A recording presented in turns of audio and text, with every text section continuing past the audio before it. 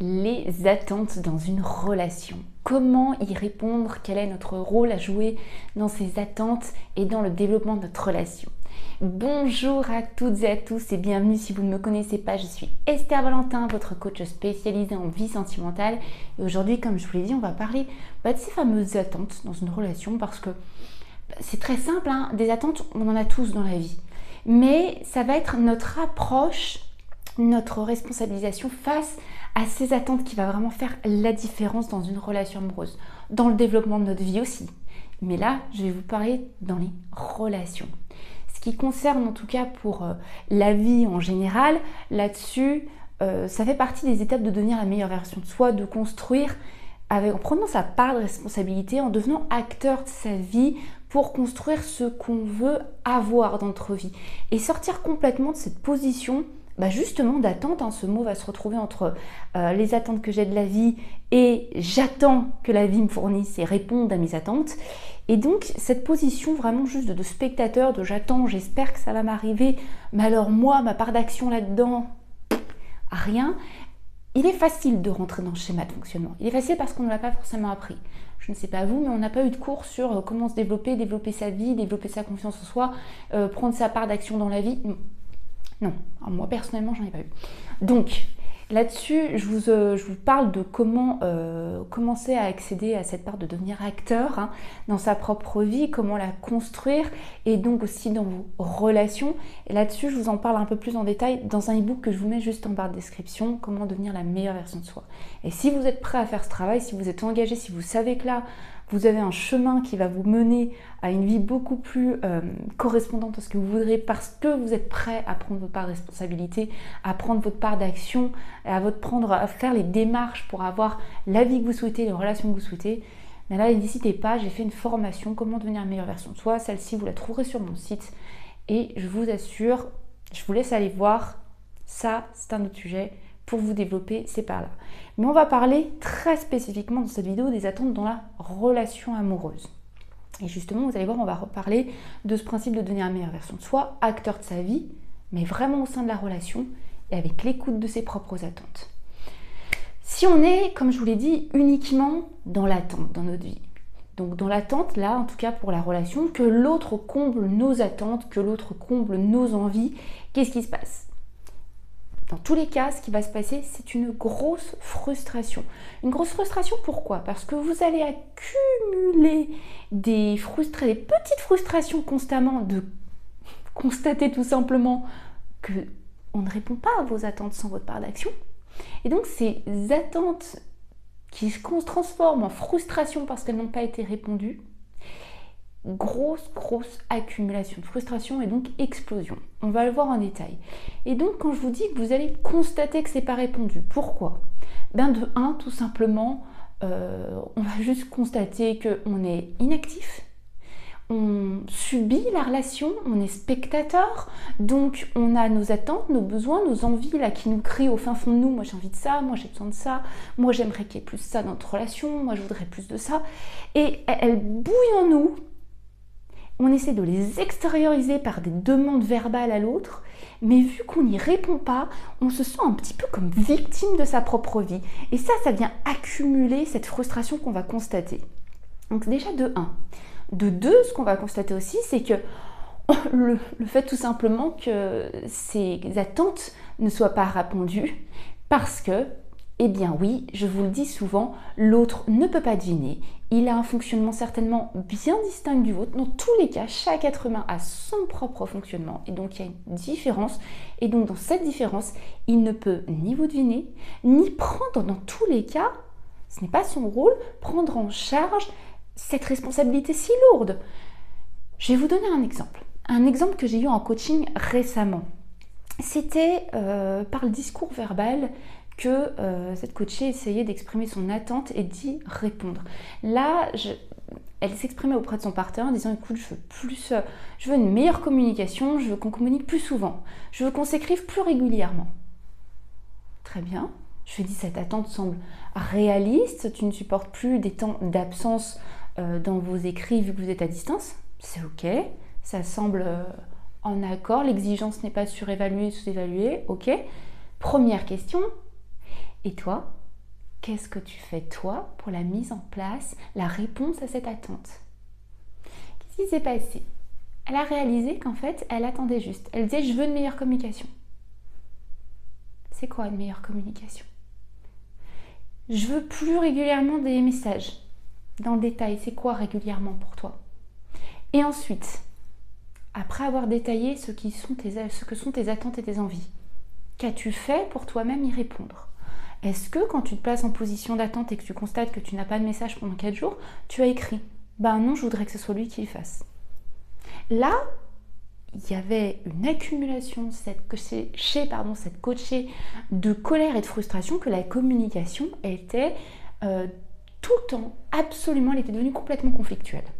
C'est normal, on essayait de se décharger de toute cette frustration accumulée en continuant de la même manière qu'on a agi jusqu'à maintenant, alors qu'en voyant que ça ne donne pas le résultat qu'on souhaite, plus de communication dans cet exemple. Et donc, il va être tout simplement naturel de se dire, mais comment ça se fait qu'on en vient dans cette position de toujours se mettre en tant que spectateur?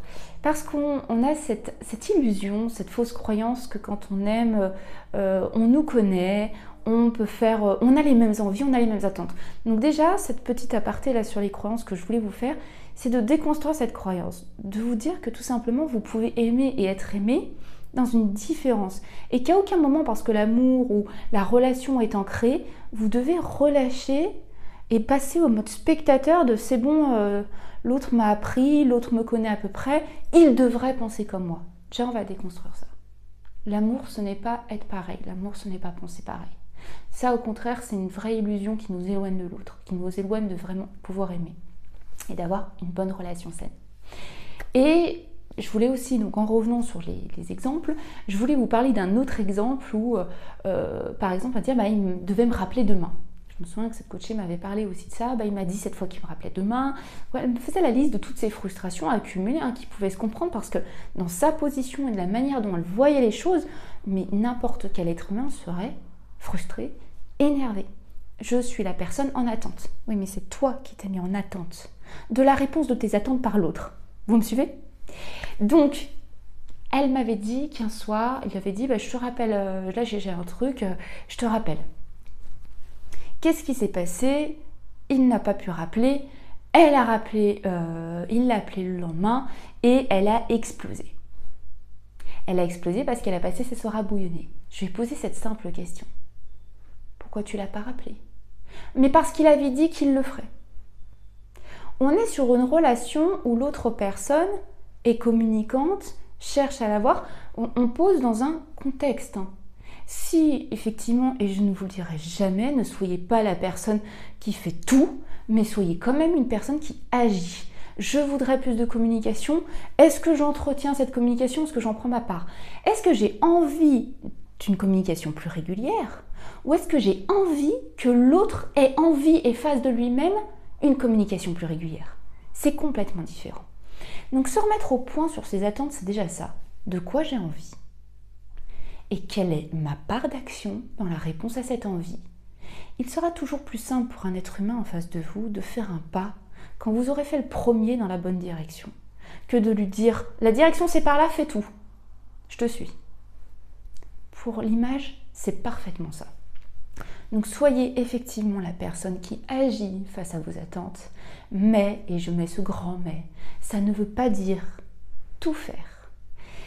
Mais vraiment que dans vos attentes, dans votre attente, que l'autre fasse comme vous feriez, vous oubliez qu'il n'est pas vous. Et ça, dans cet oubli, vous ne pourrez que constater votre frustration parce que vous n'allez, mais que dans votre quotidien, constater que l'autre n'est pas vous.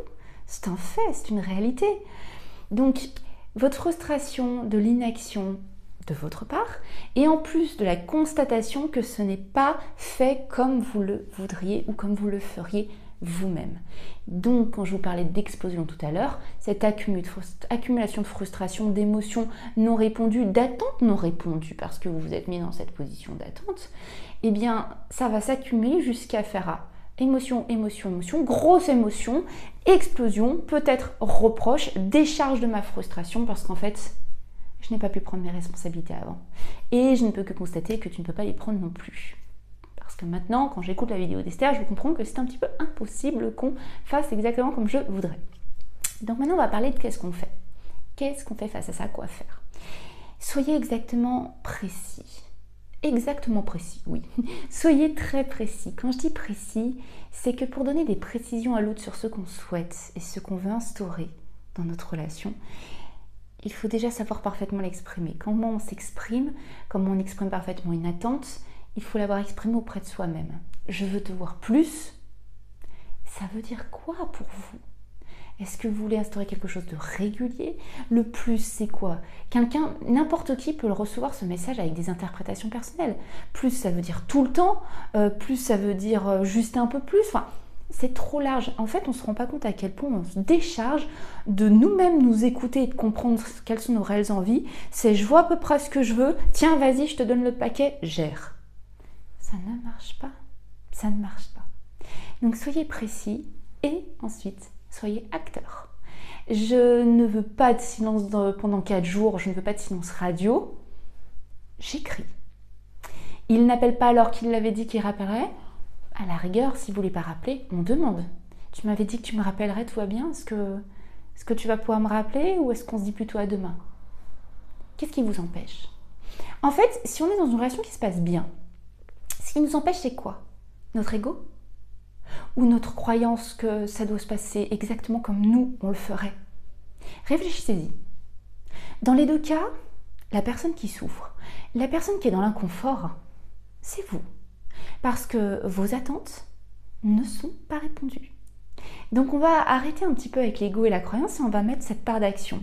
Et en plus, je vais vous dire ce bonus à mieux agir dans la réponse à vos attentes. Parce qu'il y en a un. C'est pas juste agissez quoi que l'autre fasse. C'est parce que vous agissez que je peux vous dire la suite de cette vidéo. C'est parce que vous avez réagi, que vous avez demandé, que vous avez vous-même écrit, que vous avez vous-même appelé, qu'on va arrêter de vivre dans sa réalité faussée et donc qu'on va se permettre d'avoir une bien meilleure évaluation des choses. Parce que quand on se met dans une attente, juste que l'autre fasse comme on veut, il peut être facile de dire cette relation n'est pas bonne pour moi, l'autre ça ne me convient pas, parce qu'en fait vous allez juste voir qu'il ne fait pas exactement comme vous voulez. Et vice versa, si vous agissez, si vous faites votre premier pas vers l'autre, qu'est-ce qui va se passer? Il va être un peu plus simple de constater si l'autre y est répondant ou non. Donc, je vais vous expliquer ça mieux, vous résumer aussi cette vidéo. Il y a répondre à ses attentes en faisant sa part et en avançant d'un pas vers l'autre, comme je vous l'ai dit. En constatant si votre pas vers l'autre fait que lui aussi en fasse un vers vous ou non. Et oui, il y a aussi attendre que l'autre devine tout ce que vous souhaiteriez qu'il arrive dans votre relation. Voilà les deux positions. Il y a répondre à mes attentes en les comprenant et en commençant à agir. Là, je me permets en plus une meilleure évaluation parce qu'il va être très simple de voir si l'autre, quand je fais ce pas vers lui, va aussi prendre ce modèle, cette belle influence, cet exemple de comment je veux que ça fonctionne, cet exemple de comment je veux que cet amour et cette relation se passent, se construisent. Ou s'il ne le prend pas.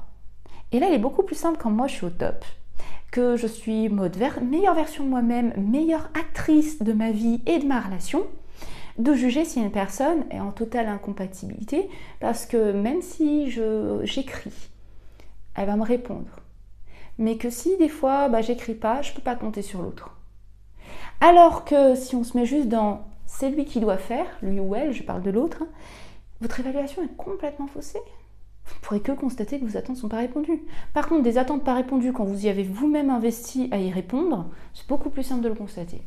Et il y a l'autre option, comme je vous l'ai dit, je ne fais rien, j'attends qu'il devine, qu'il sache à travers... Mais j'ai l'impression d'avoir fait quelque chose, parce que j'ai hurlé mes reproches, j'ai dit tout ce que j'aimerais, mais moi, j'attends que ça se passe. Votre évaluation, je vais le redire encore une fois pour que ça rentre, est faussée. Donc, au clair, je sais ce que j'ai besoin et ce que j'ai envie. Je me penche dessus pour que ce soit assez détaillé quand même. Je vois quelle est ma part d'action à y répondre. Je veux voir un peu plus mon partenaire, pour reprendre mon exemple. Qu'est-ce que c'est plus? Je pense qu'au cours d'une semaine, j'aimerais quand même qu'on passe une soirée et une journée ensemble sur ces 7 jours. Donc je vais lui proposer qu'on se positionne un petit jour en amoureux qui nous soit réservé, une petite soirée en amoureux. Et en plus, je vais lui proposer aussi pour le week-end. Et je peux même ajouter à ça que je vais lui proposer des activités qu'il n'aura pas du tout envie de louper et qu'il aura envie de faire avec moi sur les journées qu'on va passer ensemble. Par exemple, si vous avez votre part d'action dans cet exemple-là, la personne en face dit non, j'ai pas envie, ça me va pas, je peux pas. C'est facile de faire un pas de retrait et de vous dire que là, vous êtes au top et vous pouvez pas y répondre mieux. Et donc si ça ne répond pas à vos attentes qui sont absolument essentielles, il y a un problème. Ou vous allez facilement avoir une personne en face de vous qui, dans ces détails-là, va pouvoir facilement vous répondre oui ou non. Et dans ce oui, vous allez voir qu'en fait, peut-être tout ce qui vous manquait, c'était votre part d'action dans la réponse à vos attentes.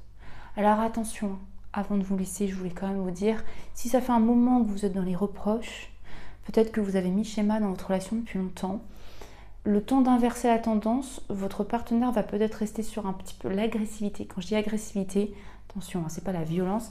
L'agressivité, c'est tu me fais tout le temps des reproches, tu demandes toujours quelque chose. Donc il va falloir vraiment montrer à quel point vous êtes beaucoup plus acteur dans un temps avant de redemander les choses verbalement.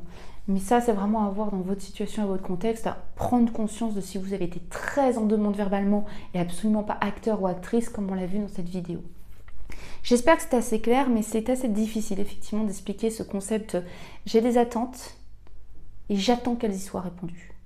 Ou j'ai des attentes, je fais ma part de réponse. Et là, je suis bien meilleure évaluatrice de ce que ça renvoie de l'autre, des possibilités de la relation.